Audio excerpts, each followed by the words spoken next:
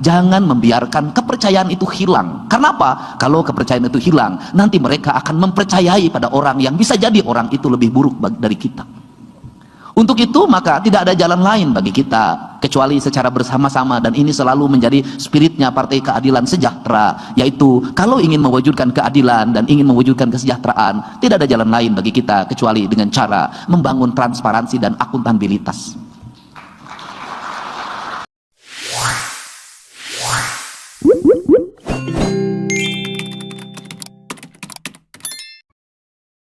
Assalamualaikum warahmatullahi wabarakatuh. Jumpa lagi dengan Arlan Family. Apa kabar teman-teman semua dimanapun anda berada? Semoga selalu dalam lindungan Allah Subhanahu Wa Taala. Amin amin ya Rabbal Alamin. Pidato dari Kang Deddy Mulyadi ini menjadi sebuah peringatan kepada Bapak Prabowo Subianto tentang janji-janji yang sudah direncanakan oleh Bapak Prabowo Subianto sebelum beliau menjabat sebagai Presiden Republik Indonesia.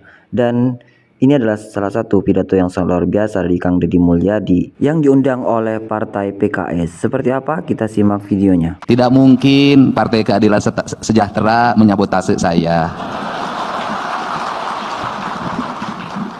Mimpin rapat di DPRD provinsi saja Pak Iwan, kemudian ada yang walkout. Pak Iwan dengan tenang dan tidak mempolitisasi kegiatan itu untuk menyudutkan saya. Ciri PKS menjunjung tinggi moralitas dan akhlak dalam berpolitik. Tepuk tangannya juga boleh diperkeras. Yang saya hormati Dewan Pimpinan Pusat DPP Partai Keadilan Sejahtera, ini kalau dari nama kayaknya orang Banten, Haji TB Sumanjaya. Ada TB itu salah satu gelar dari bangsawan Banten pada masanya. Dan sahabat-sahabat saya, ini ada teman saya Komisi 4 yang sampai sekarang masih tetap selamat. Kalau ngomong di Komisi 4 paling kritis dan tidak bisa diajak kompromi, sehingga kelihatan badannya masih kurus sampai hari ini. Dana kunjungan daerah pemilihannya ngalir pada kader-kadernya. Tepuk tangan ya. Ini juga sahabat lama, dulu saya bupati, beliau sudah wakil ketua DPRD provinsi. Yang nolongin saya karena waktu itu bantuan gubernur untuk daerah Purwakarta nol. Bapak yang nolongin saya waktu itu. Terima kasih. Masih orang Bogor, bangsawan Sunda, cuman tidak pakai TB. Ada yang daerah pemilihan Purwakarta juga ya, Purwakarta, Kerawang, Bekasi. Saya ucapkan terima kasih. Mohon kalau Teh Neti, terima kasih. Salam buat Kang Aher. Kang Aher ini gubernur 2 periode yang banyak meletakkan kerangka dasar kebutuhan dasar publik. Saya mengaku itu.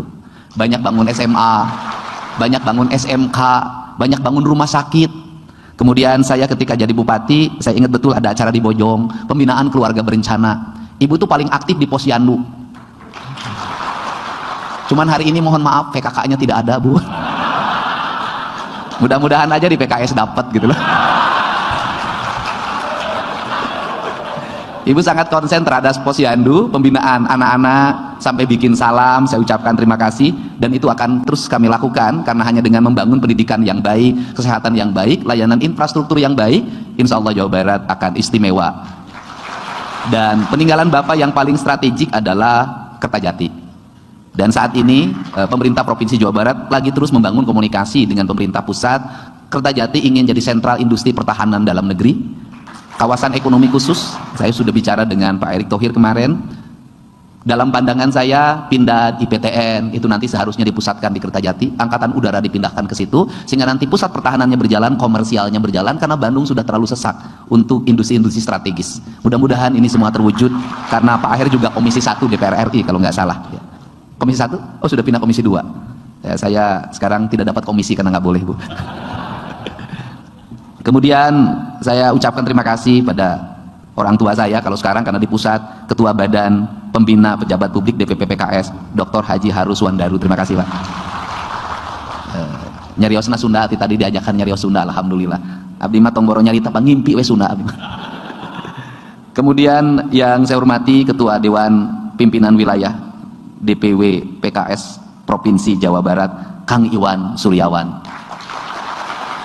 Pokoknya ka urang Jawa Barat KB kudu nyaho ketua PKS teh Jawa Barat Kang Iwan lain teh bager pisan nyaah ka istrina ge Kang Iwan mah katingali dukanya duka sieun. Dan beliau tuh enak banget, ternyata istrinya berkunjung ke kampung saya, baru ngeliatin tadi nih si Ece ke sana kawan kunaon karek bebe ayeuna kan waktu paripurna ke sananya. Alhamdulillah eta sina sorangan udah dilepaskeun. Wanian emang istri anggota PKS mah sorangan ge. Kemudian Dewan Pimpinan Tingkat Wilayah periode 2020-2025 saya ucapkan terima kasih, dan periode 2025-2029. Kemudian Dewan Pimpinan Tingkat Daerah Kabupaten Kota periode 2020 sampai 2025 dan 2025 sampai 2029. Saya ucapkan terima kasih. Jadi kader itu yang paling berat, jadi kader yang paling bawah. Sina ngurus saksi, sina melakukan penggalangan. Itu betul Pak. Aika bagian DPR RI itu wae. Tapi PKS mah senantiasa konsisten pada partai yang berorientasi pada keadilan dan kesejahteraan. Bagi kader PKS siapapun yang menjabat itu tidak penting. Yang penting bisa amanah terhadap apa yang menjadi keyakinan dan perjuangannya. Saya ucapkan terima kasih pada kawan-kawan, sahabat-sahabat. Ada yang dari Partai Gerindra, saya ucapkan terima kasih. Partai Kebangkitan Bangsa, Akang Nuhun, Partai Demokrat, kemudian Partai PDI Perjuangan, saya ucapkan terima kasih. Bapak mewakili Partai Golkar atau pura-pura mewakili, saya tidak tahu. Ya kita anggap aja mewakili Partai Golkar Provinsi Jawa Barat lah. Soalnya kalau saya nyebutkan kepada yang terhormat Dewan Pimpinan Daerah DPD Partai Golkar Provinsi Jawa Barat, takut besok ada yang telepon, Kang Dedi dia tidak mewakili DPD loh, dia datang atas kehendak dirinya sendiri. Ya pokoknya datang aja ya, pokoknya semua adalah sahabat saya. Mohon maaf saya mah tukang canda lah, tukang heureuy, karena orang Sunda itu manajemen politiknya itu dua, heureuy dede. Heureuy itu artinya tertawa, dede artinya menangis. Orang Sunda itu tidak jauh dari dua hal, tertawa dan menangis. Kemudian kalau saya melihat dan mencermati apa yang disampaikan oleh Ketua DPW PKS tadi, dia menyampaikan begini filosofinya, kalau kita ingin sukses dalam politik, ambillah kaidah Sunda. Apa itu? Politisi itu ayat dua hukum, nyangagogog, nyamantog. Apa itu? Dia mau ngomong dan mau menjalankan, mau melaksanakan. Politisi itu kadang jadi tukang ketik surat, kadang jadi tukang cetak spanduk, kadang harus membagikan kemana-mana. Karena politisi itu nggak ada strukturnya. Setiap orang setara dan harus punya inisiatif. Siapa yang paling banyak inisiatifnya, maka dia akan memiliki efek elektoral yang paling tinggi. Itu. Tetapi tidak cukup ngagogog, nyamantog. Ini yang berat. Apa itu? Kudu hade congcot, hade bacot. Apa itu? Harus rajin memberi dan rajin bicara. Bagi kader, kalau rajin bicara saya bisa Pak, terlatih, pelebah mere Pak. Ini yang berat. Tetapi dengan berbicara nanti rezeki menyusul. Nah, tapi yang terakhir ini tidak terlalu penting menurut saya. Hade gogog, hade tagog. Apa artinya? Bagus bicaranya, bagus penampilannya. Ini yang disebut dengan pencitraan atau branding. Nah, branding itu atau pencitraan itu baik, tetapi kalau dilakukan tidak dengan keikhlasan itu akan luntur. Dia akan sampai pada titik jenuh dan titik lelah. Sehingga kalau berpolitik mencari brand, mencari citra, dia akan habis. Kenapa? Karena ada titik jenuhnya, ada rasa malesnya, kadang ada muka kita yang kecewa. Jadi politik yang terbaik dalam pandangan saya adalah mengikuti kata hati dan menjalankan mata hati. Kalau mengikuti kata hati dan menjalankan mata hati, maka kita akan senantiasa mampu mendengar, meski suara itu tidak pernah diucapkan. Mampu melihat, mesti pandangan mata kita terhambat oleh tembok. Kenapa? Karena saya selalu meyakini betul bahwa hidup itu ada siklusnya. Ada siklus alam yang mengatur manusia. Menjadi kehendaknya Allah, dia digerakkan mau kemana dan akan kemana. Kadang ucapan kita di forum menimbulkan polemik dan keributan yang luar biasa. Tetapi di balik itu ada hikmah yang besar dalam setiap ucapan dan perbuatan. Nah, saya sih melihat dari sisi brand publik, ada kejenuhan yang luar biasa yang dialami oleh masyarakat kita. Terhadap apa? Terhadap slogan dan formalisme politik. Slogan dan formalisme politik itu seringkali terbalik dengan perilaku politik. Dan berbanding terbalik dengan kenyataan politik kehidupan masyarakat kita. Sehingga dalam posisi seperti ini, kita yang pernah mengikuti kuliah akademik, kita yang berada pada elit-elit partai, apa yang harus kita lakukan? Jangan membiarkan kepercayaan itu hilang. Karena apa? Kalau kepercayaan itu hilang, nanti mereka akan mempercayai pada orang yang bisa jadi orang itu lebih buruk dari kita. Untuk itu maka tidak ada jalan lain bagi kita kecuali secara bersama-sama, dan ini selalu menjadi spiritnya Partai Keadilan Sejahtera, yaitu kalau ingin mewujudkan keadilan dan ingin mewujudkan kesejahteraan, tidak ada jalan lain bagi kita kecuali dengan cara membangun transparansi dan akuntabilitas. Transparansi apa? Menceritakan apa yang menjadi isi kandungan pekerjaan kita secara terbuka pada masyarakat. Maka di dunia media sosial ini sesungguhnya garis-garis politik kita ini sudah mulai kalah oleh masyarakat secara langsung. Omongan-omongan orang yang punya mimbar dan punya podium udah kalah dengan speak up publik yang spontan. Dulu media itu hanya dikuasai oleh orang yang punya media. Hari ini semua orang punya media. Orang di kampung hari ini bisa langsung speak up di TikTok. Pak Dede, iya jalan ke Tasik butut Pak Dede. Iya budak liwat Kabalungan. Wah jembatan anak Pak Dede. Pak Dede iya di Sukabumi, iya jembatan gantung coplok Pak Dede. Ya Pak Dede ke sekolah teh jauh lempang Pak Dede. Speak up ini bisa mengalahkan pidato resmi yang menyatakan berdasarkan data statistik yang kita miliki pendidikan sudah sukses. Berdasarkan data statistik yang kita miliki bahwa pembangunan infrastruktur sudah merata. Berdasarkan statistik yang kita miliki bahwa keadilan sudah dirasakan oleh semua tanpa membedakan perkotaan dan pedesaan, bisa gugur oleh yang seperti ini. Kenapa? Realitas sosial ini bisa muncul dalam setiap detik dan setiap menit. Yang kedua adalah ucapan-ucapan elit yang memiliki latar belakang akademik, memiliki argumentasi ideologis, argumentasi filosofis dan sosiologis, itu bisa kalah dengan ucapan-ucapan spontan masyarakat yang apa adanya. Dan ini mempengaruhi gejolak berpikir publik dan menggiring dalam sebuah ritme dalam setiap waktu. Maka lahirlah yang disebut dengan algoritma. Kita boleh menentang algoritma itu, tetapi kita tidak bisa menyampaikan bahwa itu fakta yang terjadi dalam lingkungan masyarakat kita. Ada kegelisahan, ada ketidakadilan, ada harapan, dan ada keinginan. Untuk itu saya berucap terima kasih pada forum ini, pada jajaran DPP PKS dan DPW PKS Provinsi Jawa Barat, yang selama ini kawan-kawan di lingkungan DPRD Provinsi Jawa Barat fraksi PKS selalu memberikan otokritik secara halus dan terarah pada sebuah kebijakan strategis, dan selalu mengingatkan saya pada apa yang harus menjadi arah kebijakan pembangunan. Dan yakinlah bahwa kepemimpinan yang saya miliki tidak punya vested interest jangka pendek. Saya tidak punya. Saya tidak punya kepemimpinan golongan. Saya tidak punya kepemimpinan elitis. Itu saya buktikan ketika saya jadi gubernur. Tidak ada yang namanya staf ahli dan tenaga ahli yang berangkat dari lingkaran politik saya. Jabatan-jabatan strategik yang termasuk komisaris segala macam saya lepas, biarkan publik yang menilai lewat sebuah sistem profesionalisme yang dibangun. Saya tidak mau. Tidak ada di rumah saya sampai hari ini adalah tenaga ahli, tidak ada.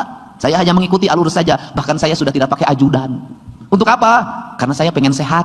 Kenapa pengen sehat? Biarkan saya buka pintu sendiri, biarkan saya cabut handphone sendiri, biarkan saya berjalan sendiri. Saya khawatir kalau nelpon nyuruh ajudan, buka pintu nyuruh ajudan, pakai sepatu nyuruh ajudan, saya takut stroke suatu saat. Kenapa? Tangan dan otaknya tidak terlatih untuk bergerak. Saya ingin belajar dari Pak Aher yang mengatakan, saya tetap naik Vespa, agar apa? Agar otak kiri dan otak kanan saya seimbang. Ternyata sekarang seimbang, Pak Aher dan Bu Aher dua-duanya DPR RI. Nah, ini yang dimaksud sebenarnya. Sehingga kalau tadi Pak Ketua menyampaikan pada saya di WA sangat cepat, ya memang handphone saya hidup Pak. Tiap hari ini saya dapat lapor nih baru nih. Ini laporan dari pengacara Kang Gub. Alhamdulillah korban malpraktek di Kabupaten Sukabumi sudah mendapat kompensasi 450 juta. Saya punya 200 pengacara Pak, yang khusus mengadvokasi orang-orang miskin ketika bermasalah. Pagi-pagi sudah ada di depan rumah saya yang tidak punya tangan dan tidak punya kaki, dia bercerita warungnya mau bangkrut. Saya asalnya dulu pengemis, sekarang saya punya warung, tapi warung saya di Anyuk tidak pada bayar Pak. Saya bilang ikhlasin saja, kamu punya modal baru dengan catatan kamu kalau sudah maju jangan pernah nambah istri lagi. Kenapa? Syadoraka ka aing hiji ge encan cenah nama jadi dua. Saya itu memang handphone saya hidup. Ada juga yang WA, ini ada Kang Dedi I love you, mau nggak ngeskolot ya ini. Ya handphone saya hidup Pak, dan saya merasa tidak enak kalau tidak menjawab WA itu. Artinya apa? Mau pahit mau tidak saya harus tetap menjawab. Kenapa? Karena politisi itu Pak tidak ada struktur Pak. Jabatan memang gubernur tapi struktur sebagai politisi sama. Dan ciri khas sebagai politisi itu adalah menjalin persahabatan, menghormati orang siapapun dia. Agar apa? Agar kita tidak kehilangan teman. Jadi saya ke Kang Iwan selalu bilang WA langsung, siap pimpinan, dilaksanakan. Dan ternyata Bapak sekarang jadi pimpinan. Itu bagian dari doa saya sebagian doa. Nah yang terakhir saya juga mohon maaf. Jadi kalau kata orang saya politik populis, selalu ingin mengambil citra-citra populisme, itu saya tidak. Kenapa? Karena saya punya jiwa kekeh Pak. Kalau sudah itu menjadi pikiran saya, menjadi orientasi saya, misalnya studi tour, orang demo segala macam, saya mah kekeh. Ini tidak boleh dilaksanakan. Kenapa? Kasihan banyak orang yang pinjam ke sana ke sini, saya sudah tahu. Saya kasihan juga rakyat-rakyat di kampung, kasihan juga orang berpenghasilan rendah, dan kasihan juga studi tour itu judulnya studi tour tapi isinya piknik. Dan kemudian kasihan juga guru selalu menjadi tudingan yang negatif bagi masyarakat.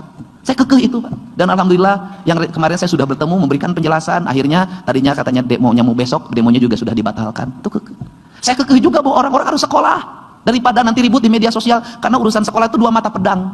Kenapa? Kalau kemarin saya tidak membuka ruang yang boleh 50 orang, tetap saja gubernur akan menjadi sasaran kemarahan. Kenapa? Karena 47.000 orang tidak terima sekolah. Dan itu kepala desa itu sudah bawa pasukan datang ke sekolah, nyamuk ke kepala sekolah, saya bangun tempat ini tanahnya dari saya, kenapa di kampung saya tidak diterima, aing mau urusan, kudu terima kabeh. Pasti begitu Pak. Dan itu nanti akan ada video yang menggambarkan bagaimana orang berjalan dari rumah seperti kasus di Bogor 2 tahun yang lalu diukur. Itu kan zonasinya, katanya saya kurang 30 meter, ternyata lebih, ini cukup, ribut Pak. Nah akhirnya saya milih, yang mungkin pilihan itu adalah pilihan buruk dari yang terburuk. Sudah, tambah kelasnya. Kemudian apa solusinya? Panas, tambah AC. Kemudian apa solusinya?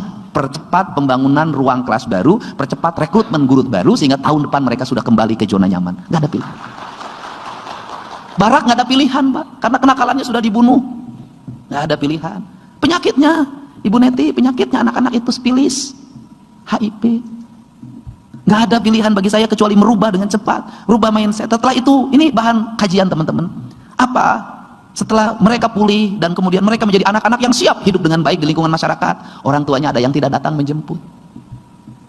Ada yang anaknya depresi, nggak mau pulang ke rumah karena berhadapan dengan orang tua yang tidak nyaman, bertengkar dalam setiap hari. Akhirnya saya memutuskan, udah tinggal di provinsi, nanti ada unit-unit layanan, Anda kembali tempat di sini, bersekolah saja di Bandung, nggak usah pulang ke rumah. Sampai ada yang ngancam bunuh diri saya, kalau pulang ke rumah saya mau bunuh diri Pak Didi. Ini rakyat kita. Dan ternyata relung itu sangat kuat, luar biasa. Dan itu hanya bisa dijalani dengan apa? Dengan kita rajin bermedia sosial, baca itu tiap hari, apa isi komen, apa yang terjadi, peristiwa apa yang terjadi, sehingga saya lebih dulu cepat tahu dibanding dengan kepala dinas. Dan kemudian teman-teman di daerah boleh WA pada saya, Anda sampaikan apa problemnya, dan ini harus dilakukan. Dan ini akut problem ini, 54 juta penduduk di dalam sebuah wilayah yang hari ini orang tidak punya tanah untuk bangun rumah, dempet-dempet sempit-sempit, termasuk Ibu Neti hari ini. Apa yang terjadi pada anak-anak kita? Di rumah saya Pak, nauzubillah, hampir tiap hari orang mengadu minta dilindungi anak-anak di bawah usia 7 tahun, 6 tahun mengalami pelecehan seksual. Saya harus gerak cepat koordinasi dengan Polda, dengan Polres, tangkap. Dan itu mohon maaf menodai agama kita. Sudah puluhan yang dilakukan oleh oknum guru ngaji atau pimpinan pondok. Dan itu banyak itu Mas, catatannya sangat banyak. Nah ini harus segera, berarti ada problem sosial yang akut, yang harus diselesaikan. Kenapa? Apa sih ini penyebabnya? Rata-rata yang mengalami itu adalah ibunya yang pergi menjadi tenaga kerja luar negeri. Anaknya dititipin di kakeknya, dikerjain oleh kakeknya, dititipin di pamannya, oleh pamannya. Kemudian bentuk rumah Pak, bentuk rumah yang tanpa kamar lagi, mereka tidur di situ bareng, itu juga menimbulkan problem. Sehingga saya ngomong tentang keluarga berencana, tentang rehab rumah segala macam. Ini problem, anak-anak tergeletak di situ, kakeknya tidur di sini, ini problem. Yang ngadu itu dari ribuan ya korbannya, apalagi yang tidak ngadu banyak sekali. Dan ini misi dakwah kita, misi gerakan-gerakan yang dilakukan untuk segera merecovery dan mengobati hati-hati yang terluka ini bisa dilakukan. Kenapa? Karena kita sudah mendeklir diri bahwa Jawa Barat ini adalah provinsi yang memiliki spirit religiusitas. Jangan sampai religiusnya bertentangan dengan kenyataan dalam lingkungan masyarakat kita. Semoga kerangka berpikir ini menjadi kerangka bijak kita. Dan saya sangat senang bisa bersama-sama Partai Keadilan Sejahtera di Provinsi Jawa Barat untuk bersama-sama mengoptimalkan, mendayagunakan seluruh anggaran Provinsi Jawa Barat untuk kepentingan rakyat Jawa Barat. Dan saya mengucapkan terima kasih atas dukungan jajaran pimpinan PKS. Kita bisa melakukan realokasi anggaran dengan anggaran yang sangat luar biasa. Anggaran ruang kelas yang 0 kemudian berubah mendekati angka 1 triliun.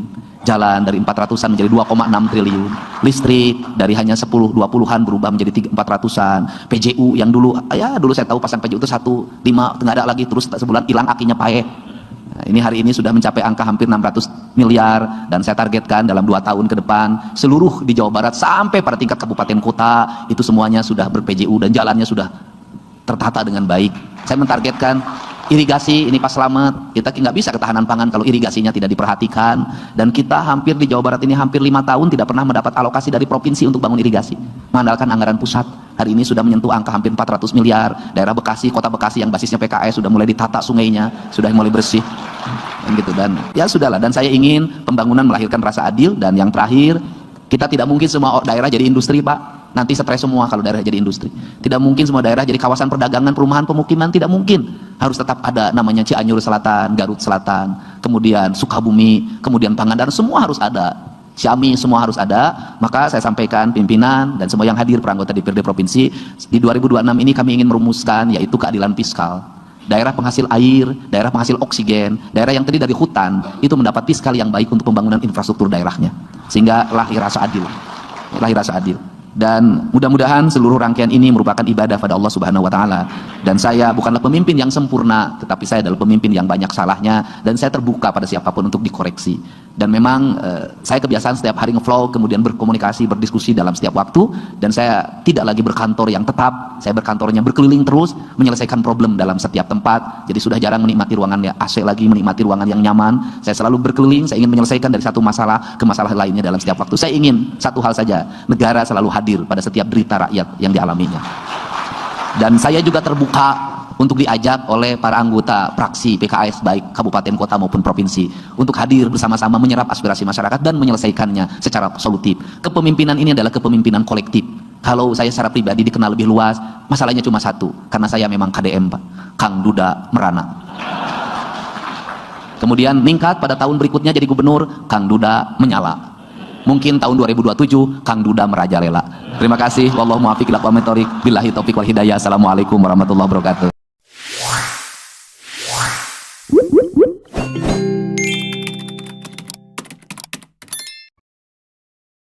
Itulah tadi pidato yang sangat luar biasa dari Kang Deddy Mulyadi, dan ini bisa menjadi motivasi bagi para pemangku kebijakan untuk selalu menjaga transparansi agar terwujudnya pemerintahan yang kuat, serta menjadi pengingat bagi Bapak Prabowo Subianto akan janji-janji yang sudah dicanangkan oleh Bapak Prabowo sebelum menjadi Presiden Republik Indonesia.